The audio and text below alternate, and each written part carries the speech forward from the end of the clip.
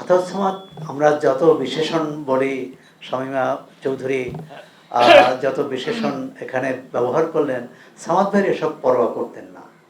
তিনি তিনি বলতেন যে মিয়া এটা জিজ্ঞাসা করছো কিনা, এখানে গিয়েছো কিনা, এ কথাটা বলেছো কিনা, তুমি নিজের চোখে দেখেছো কিনা।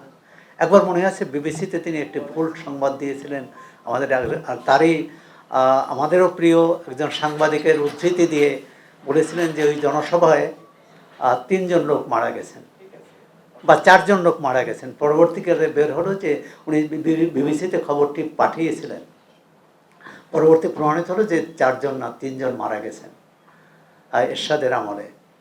তখন তিনি যার উপর ভরসা করেছিলেন খুবই ক্ষুব্ধ হয়েছিলেন যে এরকম সাংবাদিকতা করবেন না। দেশের সংবাদপত্রে হরতাল লেখা যেত না, ধর্মঘট লেখা যেত না, লিখতে হতো এতদিনের কর্মসূচি। সামাদ ভাই সাংবাদিকতার শিক্ষক ছিলেন, সাংবাদিক ছিলেন। আমাদের বন্ধুরা বলেছেন যে তিনি একজন সবসময় রিপোর্টার হিসেবে ছিলেন, আজীবন আমৃত্যু একজন রিপোর্টার। মানে তিনি কোনো কিছু নিজে না দেখে সংবাদ করতেন না। 98 বন্যার সময় এবং 88 বন্যার সময়ও তিনি ঢাকা থেকে সেই যেসব জায়গায় সবচেয়ে বেশি বন্যা আক্রান্ত সেখানে নিজে গিয়েছেন। কিন্তু আমরা অনেকেই কিন্তু শুনে সাংবাদিকতা করি, আতাউস সামাদ কখনো সেটি করতেন না। সুতরাং তার কাছ থেকে আমাদের যে শেখার, তার একালের বয়ান, যে একালের বয়ান তো না, আর সেটা তার স্মৃতির কথা আছে। রাজনৈতিক নেতাদের সাথে তার সখ্য, তার বন্ধু শওকত মাহমুদ বললেন যে বঙ্গবন্ধু যখন জেলে তখন চিরকুট পাঠিয়ে কীভাবে মওলানা ভাসানীকে বলছেন যে আন্দোলন, তার মুক্তির জন্য আন্দোলন শুরু করতে। মানে একজন সাংবাদিক, তিনি শুধু তার সাংবাদিকতা পেশার, তিনি কিন্তু শতভাগ সাংবাদিক ছিলেন। মানে শতাংশে, একেবারে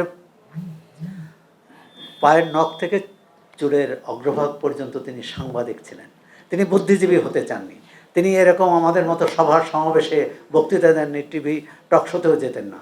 কিন্তু তিনি একটিই করতেন, যে সত্য প্রকাশ এবং ক্ষমতাকে প্রশ্ন করা।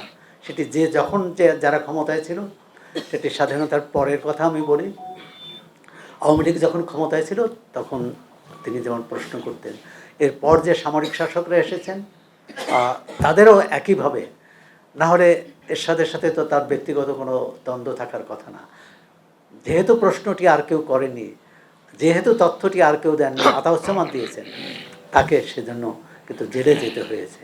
আতাউস সামাদ আপাদমস্তক এমন একজন সাংবাদিক ছিলেন, অনুসরণীয় ব্যক্তিত্ব ছিলেন। তার চিন্তায় সাংবাদিকতার বাইরে কিছু ছিল না।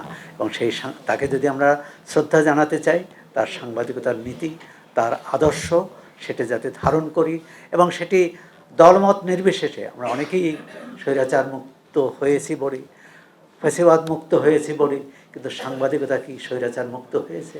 সাংবাদিকতা কি স্বাধীনতা লাভ করেছে? যদি করে থাকে, তাহলে সংবাদপত্রের পাতায় এবং টেলিভিশনের পর্দায় নিশ্চয়ই আরও কিছু কঠিন তিক্ত সত্য আমরা দেখতে পেতাম। জনগণ জানতে পারত যে সত্যিকার ঘটনা কি। এলো মুক্ত চিন্তার স্বাধীন দৈনিক খবরের কাগজ। এখন খবর হবে নিখাত, নির্ভীক, নিরপেক্ষ।